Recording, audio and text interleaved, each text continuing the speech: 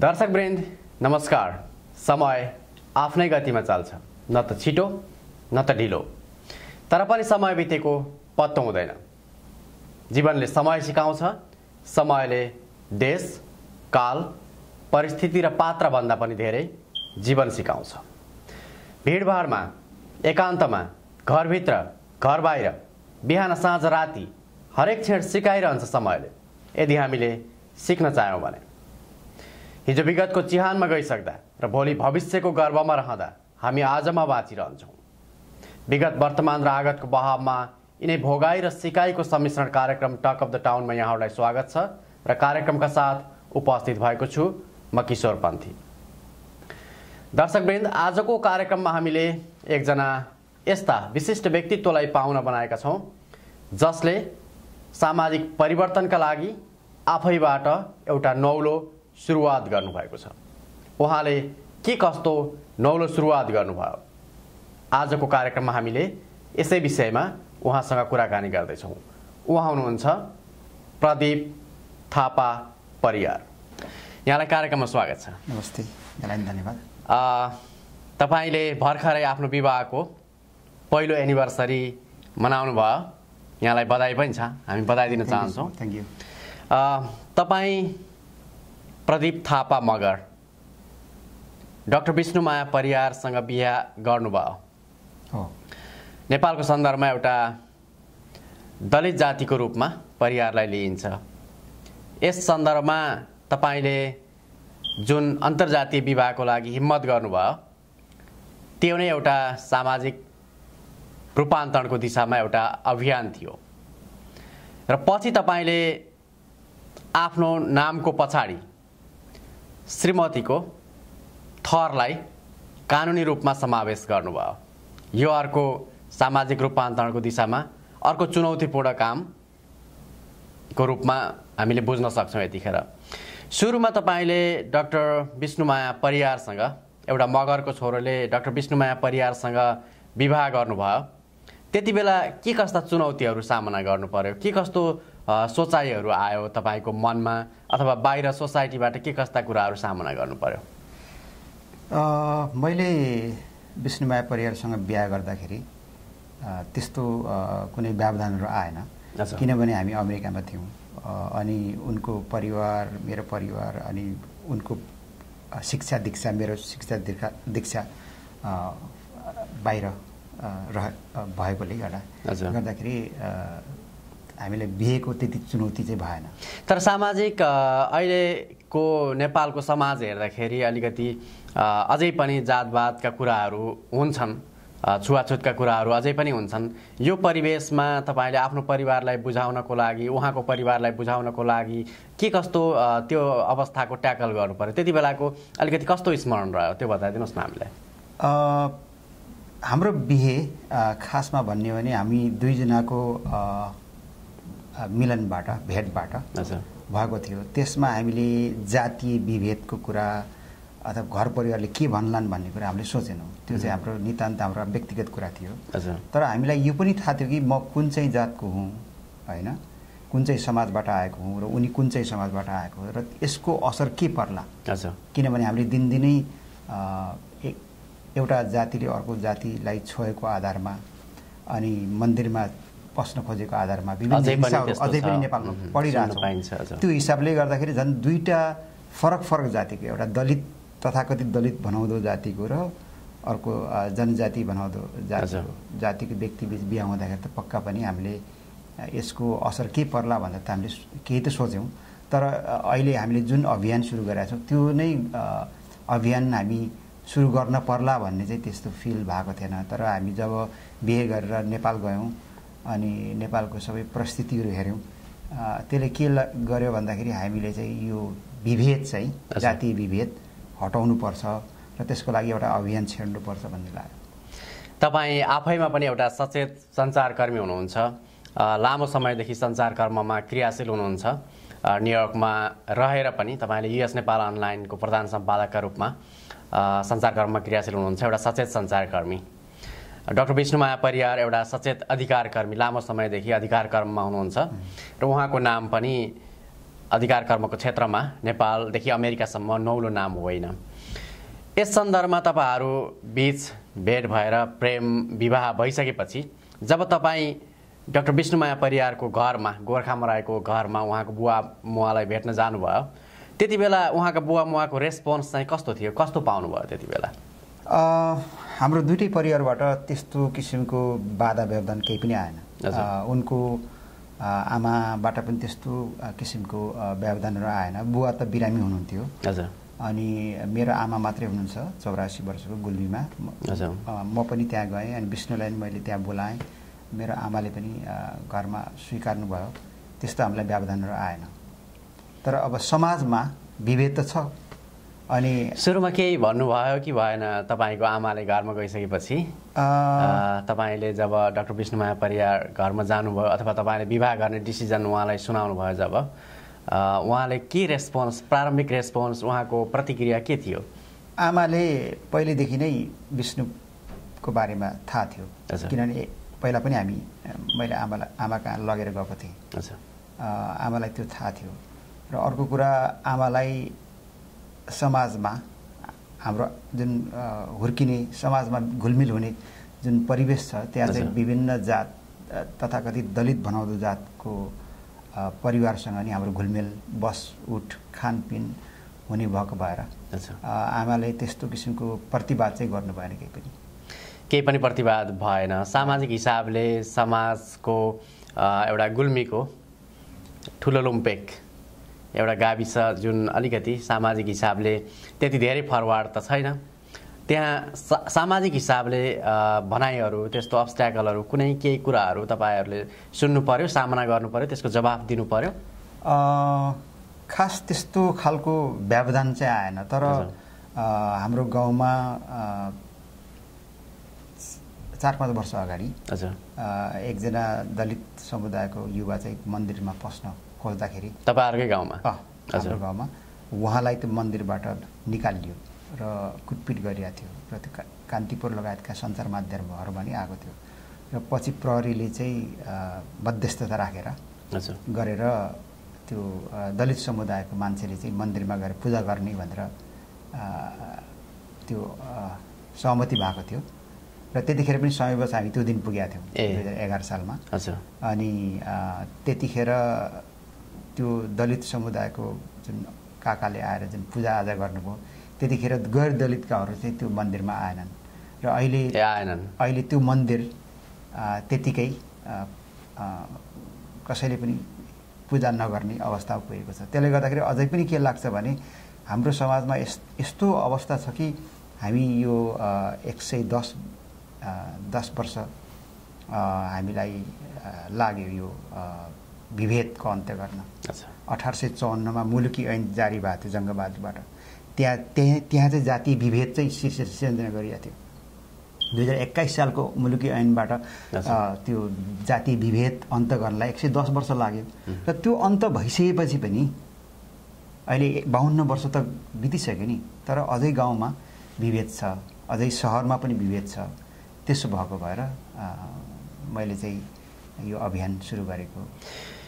नेपालको सन्दर्भमा कुरा गर्दा अलिकति दलित जाति अन्तर्जातीय विवाह, त्यसमा पनि मगरको छोरो र परियारको छोरीसँगको विवाह, त्यो विवाहको लागि आफ्नै चुनौतीहरू अवश्य पनि छन्। त्यो बाहेक तपाईँले आफ्नो नामको पछाडि कानुनी रूपमा नै श्रीमतीको नाम राख्नुभयो, कानुनी रूपमा नै। यसो गर्नुको कारण के हो? यो गर्ने कारण धेरैलाई अचम्म लाग्न सक्छ, तर मैले सोचेको, किनभने सुरुमा अन्तर्जातीय विवाह नै नभए पनि श्रीमतीको थर राख्ने चलन छैन भनौँ, त्यो हिम्मत गर्न सकेका छैनन् अहिलेसम्म धेरै मान्छेहरूले। त्यो परिवेशमा तपाईँले अझ श्रीमतीको थर, त्यसमा पनि कथित दलित जातको भनिने थर चाहिँ तपाईँले आफ्नो नामको पछाडि राख्नुभयो। हजुर, अब यो दुईटा कारण छन् मैले त्यसमा त्यो बदल्नु पर्नेमा। एउटा त मैले मेरो श्रीमतीलाई, डाक्टर विष्णुमाया परियारलाई मैले एउटा गिफ्ट दिनु थियो, स्पेसल गिफ्ट। हजुर, अब त्यो गिफ्ट त्यो उपहार के होला त आखिर त्यो समाजको लागि पनि गिफ्ट जस्तै भयो त्यो मैले सोचिरहेको थिएँ हजुर अनि मैले दुईटा कुरा सोचेँ एउटा चाहिँ म अलि नारी अधिकारको वकालत गर्ने भएको भएर यो संसारभरि पुरुषहरूले महिलाको थर लिँदैनन् सरनेम लिँदैनन् र महिलाहरूले नै बिहा गरेपछि पुरुषको सरनेम लिन्छन् हैन तर पनि फेरि समानताको कुरा गरिन्छ त्यही भएर मैले एउटा कारण चाहिँ पुरुषले पनि किन नलिने त श्रीमतीको सरनेम किन नलिने हैन श्रीमतीले मात्र किन लिने भन्ने मलाई त्यो मनमा आयो अर्को कुरा अर्को महत्त्वपूर्ण कुरा के थियो भन्दाखेरि मैले यदि त्यो तथाकथित दलित भनिने जातको परिवार थर मैले लिएँ भने म के हुन्छु त ल हेरौँ त समाजले मलाई के गर्दो रहेछ किनभने यो जातीय विभेद भन्ने कुरा चाहिँ अन्त हुनुपर्छ भन्ने मेरो मान्यता थियो तर त्यो मान्यताको विरुद्धमा एउटा सांकेतिक आन्दोलन अथवा अभियान अथवा त्यसको विरुद्धमा चाहिँ पाइला कसरी चाल्ने भनेर मैले चाहिँ उचित मौका खोजिरहेको थिएँ हैन र मैले यो थर लुकाउने थरकै कारणले गर्दा जातकै कारणले गर्दा जुन विभेद जुन अन्याय अत्याचार भइरहेको छ त्यसको एउटा सिम्बोलिक विरोध गर्नु पनि मैले त्यो परिवार थर लिएँ अच्छा तपाईले त्यो थर लिँदाखेरि तपाईको श्रीमतीसँग सरसल्लाह गर्नुभयो कि भएन उहाँलाई त्यो लिनुभन्दा अगाडि त्यो थाहा थियो कि थिएन उहाँको रेस्पोन्स कस्तो थियो त्यसपछि चाहिँ उनलाई यो थाहा थिएन हजुर जब थाहा पाउनुभयो त्यसपछि रेस्पोन्स कस्तो भयो उनले त्यो महत्त्व उनलाई त अब जातीय विभेदको बारेमा यत्रो होल समय आफ्नो जीवन त्यसमा प्रयोग गरेकी छिन् अब मैले त्यो थर लिँदाखेरि त्यतिखेरको मोमेन्टममा चाहिँ उनलाई के जस्तो लाग्यो जस्तो लाग्छ मैले सोध्नुपर्ने हुन्छ त्यही पनि मलाई के लाग्छ भने गिभ एन्ड टेक जस्तो भयो कि जस्तो लाग्यो किनभने मैले त्यहाँ नाम त्यो कानुनमा के सोधेको हुन्छ भने बिहापछि तपाईँको नाम के हुन्छ भन्दाखेरि अनि सबै चेन्ज गर्न पाउँछ अनि मैले चाहिँ बिहापछि प्रदीप परियार थापा हुन्छ भनेर मैले लेखेँ लेखेर उनलाई देखाएँ अनि उनले त्यो हेरेपछि तुरुन्तै केही पनि कुरा नगरिकन फेरि उनले पनि विष्णुमाया परियार थापा भनेर लेखाइन् त्यसले गर्दाखेरि अब त्यो दिन चाहिँ गिभ एन्ड टेक जस्तो भयो तर मेरो मनमा चाहिँ खेलिरहेको थियो कि यसको यो अभियानलाई चाहिँ ल हामीले यसरी बिहा गऱ्यौँ अब यो अभियानमा लागौँ भन्ने कुरा त होइन तर यसलाई चाहिँ सिम्बोलिक रूपमा चाहिँ यो सबैलाई सन्देश दिने तरिकाले कहिले यो अभियान सुरु गर्ने भनेर मैले सोचिरहेको थिएँ त्यही भएर चाहिँ अब त्यो जुन कानुनी रूपमा चाहिँ बदल्न पाउँदाखेरि चाहिँ मलाई अति खुसी लाग्यो र त्यो अभियानलाई एउटा एक स्टेप अगाडि बढ्न पाइयो तपाईँले आफ्नो थरको भन्दा पनि अगाडि श्रीमतीको थर राख्नुभयो हो यसो गर्नुको खास कारण के छ यसो गर्दा आफ्नो आइडेन्टिटी अलिकति माइनस हुने खतरा हुन्छ कि हुँदैन दुईटै किसिमको छ अब मेरो तर्क के छ भने मेरो आफ्नो जुन सरनेम छ लास्टको सरनेम मैले राखिरहेको छु अच्छा थापा नै छ लास्टमा अच्छा हैन त्योभन्दा पछाडि मिडल नेमको रूपमा राख्नुभयो मैले चाहिँ त्यो परिवार चाहिँ त्यो मेरो सरनेम भन्दा अगाडि मैले एडप्ट गरे हो अच्छा हैन त्यो जात भन्ने कुरा जुन आफ्नो पहिचान आफ्नो नस्ल भन्ने कुरा त लास्टमै हुन्छ मैले जुन किसिमको थरले पनि म भट्टराई नै बने पनि मेरो नाकले मेरो आँखालाई त्यो भन्दैन त्यो त कहिले नासिएर नासिने होइन नि तर के छ भने त्यो विभेदको अन्त गर्नको निम्ति अथवा कसैलाई सम्मान गर्नको निम्ति तपाईले त्यो नाम जहाँ पनि युज गर्दा हुन्छ अगाडि युज गर्दा नि हुन्छ पछाडि युज गर्दा हुन्छ भन्ने मलाई लाग्छ हजुर त्यसले चाहिँ केही असर पर्छ जस्तो लाग्दैन जब त्यो सोसाइटीले थाहा पायो अमेरिकाकै नेपाली सोसाइटीले पनि थाहा पायो त्यो फ्ल्यासमा आयो त्यसपछि तपाईहरुलाई प्रश्नहरू आयो होलान् बधाईका ओइरो पनि आयो सँगसँगै प्रश्नहरू पनि आयो होलान् कसैले प्रत्यक्ष रूपमा सोधे होलान् कसैले अप्रत्यक्ष रूपमा सांकेतिक रूपमा भने होलान् ती मान्छेहरूलाई चाहिँ तपाईले के जवाफ दिनुभयो त्यतिखेर हामीले जो endofcaste.com भन्ने सुरु गरियो र त्यसको मेन स्लोगन भन्छ नि नारा के थियो भन्दाखेरि जातीय र छुवाछुत जातीय विभेद र छुवाछुतको अन्त हाम्रै पालामा भन्ने थियो यो हाम्रो लाइफ टाइममा यो विभेदको अन्त हुन्छ कि हुन्न भन्ने सोचाइमा जाँदाखेरि चाहिँ एउटा अभियान चलाऊ भनेर जातीय विभेद र छुवाछुतको अन्त हाम्रै पालामा भन्ने हामीले सुरु गर्यो त्यो सुरु गरेपछि मान्छेलाई त्यसले यस्तो भएछ कि हामीले लगभग 1000 भन्दा धेरै एसएमएसहरू कमेन्टहरू पायौँ र त्यो सबै कमेन्टहरू हेर्दाखेरि चाहिँ एउटा दुईटा हजारवटामा अब यी 2 जना जतिले चाहिँ यो चाहिँ होइन है, यो बकवास हो, यो गर्दैमा नामको लागि अथवा यो गर्दैमा हुने होइन भनेर भन्नुभयो। केही थोरै मान्छेहरूले जम्मा 3वटा मात्रै कमेन्ट होइन। तर बाँकीले चाहिँ यो विभेदको अन्त्य हुनैपर्छ र हाम्रै पालामा हुनुपर्छ, यसको लागि के गर्नुपर्छ भन्ने भन्नुभएको छ। त्यसले गर्दा मलाई के लाग्छ भने हामीले भन्छौँ नि शोकलाई शक्तिमा बदलौँ। यो जुन सिम्प्याथी, जुन मान्छेहरूको कमिटमेन्ट आछ टेक्स्टबाट, अनि त्यसलाई चाहिँ अब त्यसलाई एउटा शक्तिको रूपमा बदल्न सक्यो भने हाम्रो पालामा यो विभेद चाहिँ अन्त हुन्छ भन्ने लाग्छ। धेरै श्रीमतीहरूले विवाहपछि श्रीमानको लास्ट नेम सरनेम चाहिँ लिने गरेका हुन्छन् कानुनी रूपमा। सम्भवतः श्रीमानको हकमा चाहिँ सम्भवतः नेपालमा तपाईँ नै पहिलो नेपाली होला। के कस्तो यसको रिसर्च कस्तो छ, तपाईँले यसबारेमा कस्तो खालको जानकारी लिनुभएको छ? मलाई केही मान्छेहरूले भने फलानोले पनि श्रीमतीको थर लिनुभएको छ भनेर, तर कानुनी रूपमा लिनुभएको नभएको मलाई थाहा छैन। र संसारभरि नै हेर्दाखेरि प्राय पुरुषहरूको नै सरनेम लिने चलन छ, पश्चिमा देशमा पनि अमेरिकामा पनि। र धेरै बिरलै मान्छेहरूले त्यो गर्छन् र त्यो बिरलै मान्छेहरूमध्ये म पर्न गएकोमा मलाई खुसी पनि छ, मलाई रिग्रेट छँदै छैन, खुसी नै छ।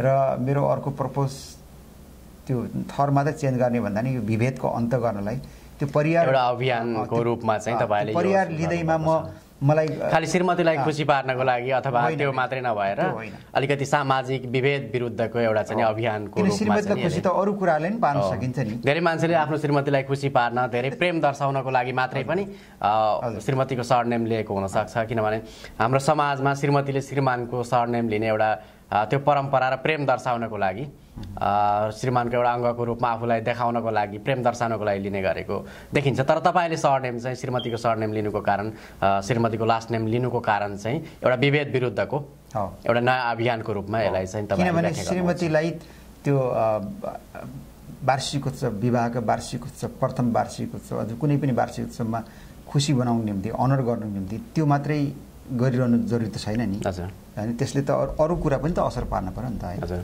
त्यही नै कुरा हो। खास यो श्रीमतीको सरनेम श्रीमानले लिने भनौँ न, त्यो प्रक्रिया, विवाहको त्यो प्रक्रिया चाहिँ अमेरिकामा कस्तो हुँदो रहेछ? अलिकति दर्शकहरू त्यसबारेमा पनि जिज्ञासु हुन सक्नुहुन्छ। यो बिहा गर्दाखेरि यहाँ चाहिँ प्रिनप भन्छ, त्यो बिहा अगाडिको एउटा कागज गर्ने भन्ने हुन्छ, विवाह पछाडिको एउटा कागज भन्ने हुन्छ हैन। अनि सम्पत्ति को हक लाग्ने हुन्छ, आय स्रोतको हक लाग्ने हुन्छ। त्यसले गर्दाखेरि चाहिँ बिहा अगाडि मेरो यो सम्पत्ति छु, म अब फलानलाई बिहा गर्दैछु भनेर यहाँ चाहिँ बिहा गरिन्छ। किनभने यहाँ बिलियनियरहरू छन्, धनी मानीहरू छन्, उनीहरूले अब 50औं बिलियन डलर कमाएको हुन्छ, अहिले अब भर्खर फेरि अर्को बिहा गर्छन्। अब त्यो पहिलाको 50 बिलियन पनि उसको 50% भागीदार हुनु चाहँदैन। त्यसलाई प्रिनप भन्छ, बिहा अगाडिको सम्झौता। त्यो पेपर यस्तो हुन्छ कि त्यो श्रीमतीलाई बिहा पछाडिको जति इन्कम हुन्छ नि, अर्को बिलियन जति कमाइन्छ त्यसमा मात्र हक लाग्ने हैन। त्यसले गर्दाखेरि अब बिहा भनेको यहाँ चाहिँ एक प्रकारको सम्झौता हो। हामी जस्तो हाम्रो समाजमा, परिवारमा नैतिकताले घेरेको हुँदैन, यहाँ इन्डिभिजुअल बिहा हुन्छ। त्यसले गर्दाखेरि उनीहरू चाहिँ उनीहरूले एस्योर गर्न चाहन्छन्, उनीहरूले त्यो ग्यारेन्टी गर्न चाहन्छन् कि त्यो सरनेम चेन्ज गरेर के गरेर हुन्छ, उनीहरू चाहिँ श्रीमान श्रीमती हौ र त्यसको हकदार हामी हौ भनेर देखाउनुको निम्ति चाहिँ त्यो नाम चेन्ज गरिन्छ। तर अब नेपालमा त त्यो नाम चेन्ज गर्नेसँग मतलब छैन, किनभने तपाईँले हेला गर्नुभयो भने पनि, तपाईँले चाहनु भएन भने पनि समाज छ नि त, समाजको लागि हामी, समाजको डर, लाज, प्रतिष्ठा सबैले गर्दा हामी चाहिँ के गर्छौँ, त्यसमा चाहिँ अब्लिगेट हुन्छौँ, त्यसलाई मान्छौँ हामी। तपाईँको चाहिँ अलिकति श्रीमतीको थरै लिने, श्रीमतीप्रति भनौँ न त्यस्तो खालको डिभोसन देखायो भने कसैले नेपाली समाजमा विभिन्न विशेषणहरू दिने पनि चलन छ। अलिकति यो श्रीमतीप्रति किन यस्तो भन्ने खालको विभिन्न विशेषणहरू प्रयोग गरिन्छ नेपाली समाजमा, त्यो विशेषणहरू तपाईँले बुझ्नुहुन्छ एउटा सञ्चारकर्मी भएको हिसाबले। म यहाँ प्रयोग गर्न चाहन्न, म आफै प्रयोग गर्छु। मान्छेहरूले भन्नेहरूले त भन्छन् नि, अब श्रीमतीको थर लिएर, नाम लिएर यो जोइटिङरे भयो हैन, श्रीमतीको पछि लाग्यो होइन, यो हुतियारा रहेछ भन्छन् होइन। अनि अर्को कुरा चाहिँ तल्लो जातमा गयो, तल्लो जाति बन्यो भन्छन् होइन। तर म उहाँहरूलाई के भन्न चाहन्छु भने यदि मेरो यो जात मैले तथाकथित मेरो श्रीमतीको कथित दलित भन्ने जात मैले लिँदाखेरि यदि म जोइटिङ हुन्छु भने अथवा म तल्लो जात हुन्छु भने म यो जन्म मात्रै होइन हजारौँ जन्मसम्म त हुन तयार छु। तर म यो जातीय विभेदको अन्त नहुँदासम्म त्यो कुरालाई म मान्ने छैन र त्यो उनीहरूले भनेको कुरासँग म किञ्चित हिचकिचाउने, डराउने, पछि हट्ने, हीनत्व भावना भने मलाई छैन। म गर्वसाथ म यो मेरो श्रीमतीको नाम लिएको हुँ र गर्वसाथ नै म डटेर यो अभियानमा लाग्नेछु। तपाईँले कतिपल्ट सोच्नुभयो थर परिवर्तन गरौँ कि नगरौँ भन्ने अलिकति मनमा अन्तर्द्वन्द्वहरू अथवा केही त्यसको नेगेटिभ र पोजिटिभ कुराहरू कुनै डिसिजन लिनुभन्दा अगाडि डेफिनेटली दुई खालका तर्कहरू त मनमा खेल्छन्। कतिपल्ट सोच्नुभयो, के सोच्नुभयो? मैले यो थर परिवर्तन गरिसकेपछि हजुर त्यो कोर्ट म्यारेज पेपरमा गर्ने कुरा त कसैले देख्दैन नि, त्यो त हो नि। तपाईँले अभियानकै रूपमा गर्नुभयो, सार्वजनिक रूपमा फेसबुकमै नाम चेन्ज गरेर अनि सामाजिक सञ्जालहरूमै आइडेन्टिटी कार्डहरूमै चेन्ज गरेर सबै गर्ने भनेको कुरा चाहिँ अलिक ठुलो कुरा हो। किनभने अब तपाईँ कि पछाडि हट्नु भयो भने तपाईँको अस्तित्व रहेन, जिन्दगीभर त्यो नाम बोकेर त्यो अभियानमा लागिरहनु पर्यो। त्यसले गर्दाखेरि मलाई चाहिँ के लागिरहेको थियो भने मैले साँच्चीकै मेरो जीवनकालमा जुन मैले सोचिरहेको छु त्यो गर्न सकुला नसकुला, यो कति इम्पोर्टेन्ट छ, कति महत्त्वपूर्ण छ, कति दुरूह पनि छ, अप्ठ्यारो पनि छ भन्ने मैले सोचिरहेको थिएँ। र त्यो सोच्दै मलाई के लाग्यो भने म मात्रै हुने छैन, यहाँ त धेरै मान्छेहरू त्यस्तो छन् जसले मलाई साथ दिनेछन् भन्ने मन लाग्यो। त्यही भएर चाहिँ मैले धेरै सोचेँ, तर त्यो चाहिँ नेगेटिभ तरिकाले होइन कि पोजिटिभ तरिकाले कति मलाई जिम्मेवारी आउँछ त मैले त्यसलाई बोक्न सक्छु सक्दिनँ, मैले त्यसलाई अगाडि क्यारी अन गर्न सक्छु सक्दिनँ भन्ने कुरा चाहिँ मुख्य कुरा थियो। तर आफैबाट परिवर्तन गर्नु चाहिँ अरूलाई सिकाउने, समाज परिवर्तन गर भन्ने भाषण गर्ने कुरा चाहिँ अलिकति सजिलो हुनसक्छ, तर आफूले आफैबाट सुरुवात गर्ने कुरा चाहिँ कतिको गाह्रो छ? यो चाहिँ कस्तो हो जस्तो लाग्छ भने हरेक कालखण्डमा एउटा न एउटा व्यक्ति अथवा समूहले त्यो अभियान थाल्न पर्छ र त्यसको लागि कसैले सुरु गर्न थियो र अब त्यो चाहिँ फरक खालको अभियान, त्यो चाहिँ अब दलित विभिन्न अभियानहरू त चलिरहेको, दलितहरूले त्यो सुरु गर्नु भएको छ, तर दलितले मात्र सुरु गर्नु हुन्न भन्ने मलाई लाग्छ। गैर दलितबाट नै त्यसमा साथ सहयोग चाहिँ हुनुपर्छ। मैले चाहिँ एउटा साथ सहयोग मात्रै गरेँ। अब यो सामाजिक अभियानमा तपाईँको साथ रह्यो नेपालको सामाजिक रूपान्तरणको दिशामा। खास गरी अबको दिनहरूमा हामी कार्यक्रमको अन्त्यतिर पनि छौँ र यो सन्दर्भ अन्तर्राष्ट्रिय महिला दिवसको सन्दर्भमा 23 सेरोफेरोमा पनि यो कार्यक्रम अमेरिकाको न्युयोर्कको क्विन्समा, न्युयोर्क सिटीमा छायाङ्कन भइरहेको छ। यो सन्दर्भमा तपाईँको आगामी अभियानको बारेमा पनि यति बेला दर्शकहरूलाई र हामीलाई जानकारी दिनुहोस् न। मेरो अभियान भनेको त्यही नै हो, त्यो विभेदको अन्त हुनुपर्छ। र अब यो विभेद भन्ने बित्तिकै के छ भने जातीय विभेद छ, महिलाप्रतिको विभेद छ होइन, समाजमा भएको विभिन्न किसिमको विभेदहरू छ। यो सबै सँगसँगै जानुपर्छ होइन। समाजमा एउटा मात्रै विभेदको कुरा मात्रै गरेर त्यो समाजको सबै पक्षलाई लिएर गएन भने त्यो विभेदको अन्त हुँदैन। फर इक्जाम्पल जातीय विभेद र छुवाछुतको अन्त हुनुपर्ने त्यहाँ शिक्षा हुनु पर्यो। त्यो समाजमा दुईटै पक्ष, ठुला जात बनाउँदा तल्ला जात बनाउँदा दुईटै पक्षमा यस्तो शिक्षा हुनु पर्यो जसले गर्दा त्यो विभेद उनीहरूलाई फिल हुनु भएन। तपाईँ धेरै लामो समयसम्म पत्रकारितामा क्रियाशील हुनुहुन्छ, किताब पनि लेख्नु भएको थियो, को हुन् जात फेर्नेहरू भनेर, जात फेर्नेहरूको विषयमा, थर फेर्नेहरूको विषयमा किताब पनि लेख्नु भएको थियो। 7वटा किताब छ, त्यसमध्येको एउटा को हुन् जात फेर्नेहरू भन्ने किताब थियो। त्यसमा थर फेरेर अर्कै थर राख्नेहरूको बारेमा पनि तपाईँले त्यहाँ उल्लेख गर्नुभएको थियो त्यो किताबमा। अब अहिले आफूले तपाईँले थर फेर्नु भएको छ फरक प्रयोजनको लागि, त्यो भले फरक प्रयोजनको लागि उनीहरूले फेरेका थिए तपाईँको किताबका पात्रहरूले, त्यो इतिहासका पात्रहरूले तपाईँले फरक प्रयोजन एउटा अभियानको रूपमा फेर्नु भएको छ। धेरै उतार चढावहरू भोग्दै, धेरै कुराहरू लेख्दै यहाँसम्म आइपुग्नु भयो। जीवनबाट के सिक्नुभयो अहिलेसम्म, अरूले सिक्न लायक कुरा तपाईँले सिकेको र अरूलाई बाँड्न लायक कुरा? तपाईँ हामीले आफूले चाहेको आफूले गर्न सक्ने कुरा चाहिँ समाजलाई दिनुपर्छ। किनभने हामी मरेर केही लग्दैनौँ। नेपाली परम्परा अनुसार मान्छे मरेपछि कात्रो ओढाइन्छ।